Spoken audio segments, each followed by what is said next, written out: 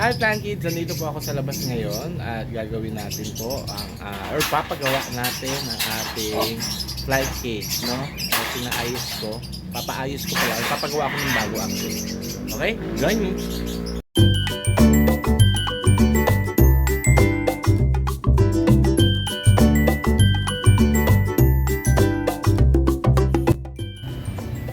One week after, ayan po yung cage. Nilagyan ko muna ng mga halaman kasi hindi pa tapos. Kasi buong linggo umuulan, and yung last na gawa ng ng tao ko nung gumagawa, nagkasakit siya. So hindi ko muna siya ipinilit, hindi ko na siya pinilit na bumalik kasi nga muna dahil nga nag-uulan. So ayan ang status niya. Yung harap na lang ang kulang, tsaka yung side, tsaka yung lalagyan ng ng dumi. Yun na lang yung kulang niya. Hopefully matapos within a week. Tapos pati yung paglalagay ng ibon. Actually lahat ng ibon ilalagay ko na dyan except yung mga yung mga tawag dyan, finches. So lalagay ko na dyan lahat nung pati yung nandun sa taas, lahat ng African lovebirds, parakeets, at saka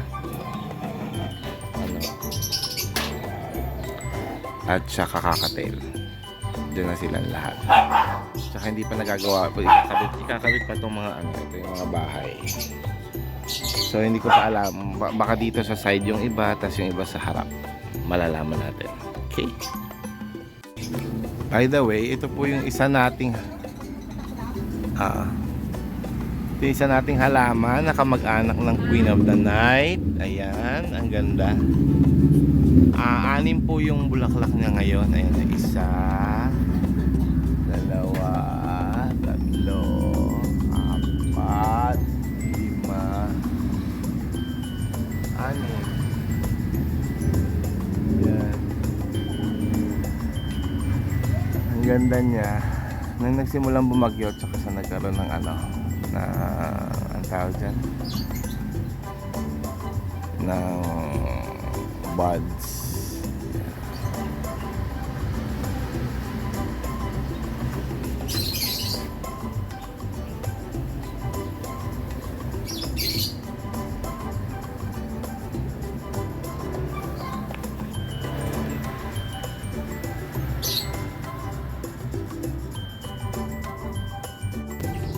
Hi Plan Kids! Good afternoon! Nandito tayo ngayon sa outdoor garden. Ngayon, makikita nyo itong aking flight cage. Unfinished pa siya kasi nag-uulan, so hindi pumupunta yung gagawa, so hindi niya matapos. So I decided na mag-ayos na muna ng halaman para pagdating niya wala siyang kumbaga maluwag, maayos dito, no? Tsaka magfo-focus lang siya sa flight cage. Okay? So yung mga halaman either ayusin ko ng pagkatanim niya or paglilipat-lipatin ko ng pwesto, kasi nga katulad dito sa section na to, I will focus on this section, papakita ko sa inyo mamaya, para yung mga halaman, yung mga paso, may ayos at the same time, kasi maraming nakakalat ngayon ng mga halaman. Gusto ko siyang naka-stack sa shelf, no? Para yun lang, growing lang siya. Mas lalo na yung mga hindi masyadong kailangan ng araw, kasi ito karamihan kailangan ng araw, kaya ako nilalagay dito. Okay? Let's go!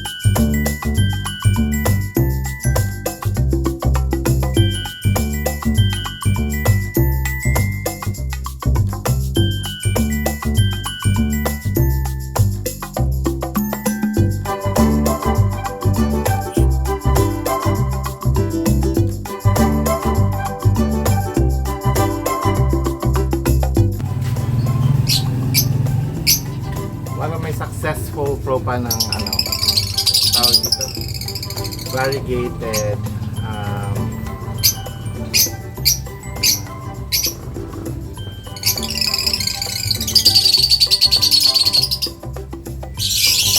variegated yan.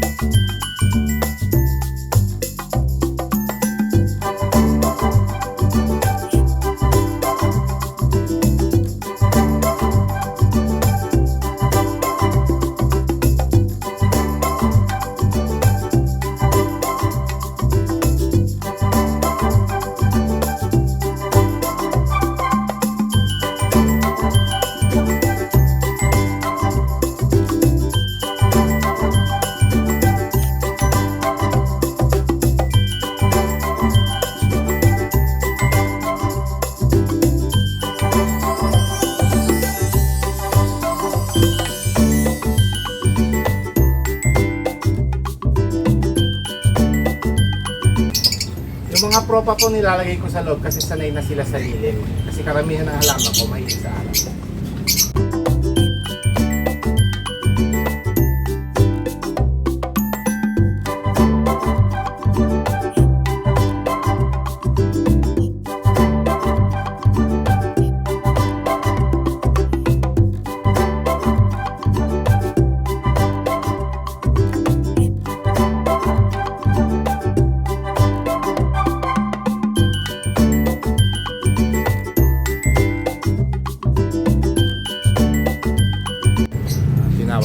Merienda, so magbe-break muna tayo.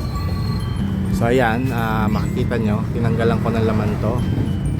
Pinag-iisipan ko rin kasi lagyan ng mga cage dyan, pero hindi ko pa alam, baka halaman lang muna. So ayan, andito yung mga propa at nag-aantay ng growth. Itong mga to at yung mga nandito, ang most probably mapunta dito for a while muna. Okay, mamaya gagawin natin. So ayan, hindi pala nag-play yung video ko kanina. So natapos ko na yung, naibalik ko na yung mga halaman doon sa taas. Yung mga nasa baba, iniwan ko sa likod, nilagay ko sa likod yung mga propa ko. Sa harap yung mga begonia at saka may konting assortment. Tapos dito sa taas, mga mga philodendrons at saka begonia din.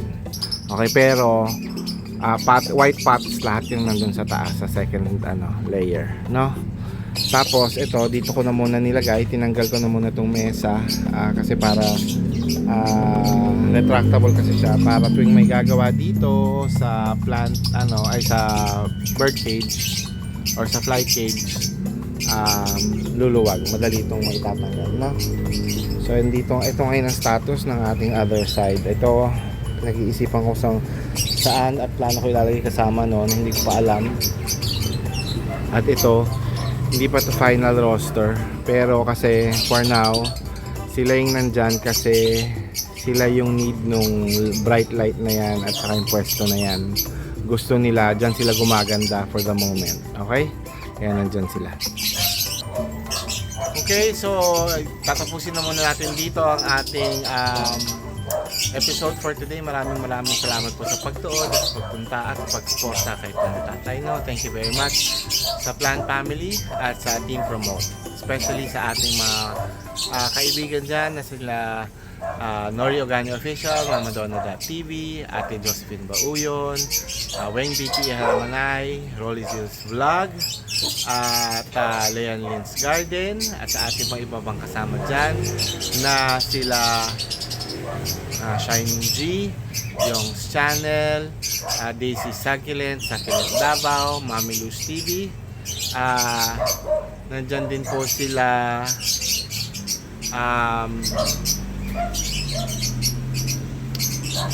regular po nating sumusuporta, sila Chuma Sinas, si Cortes Vlogs, at saka si Primitive Palzor. Alright, so sa iba, babawi po tayo sa susunod. Thank you very much again for watching. This is Plant Tatay Barrio Patipolo saying bye, Plant Kids.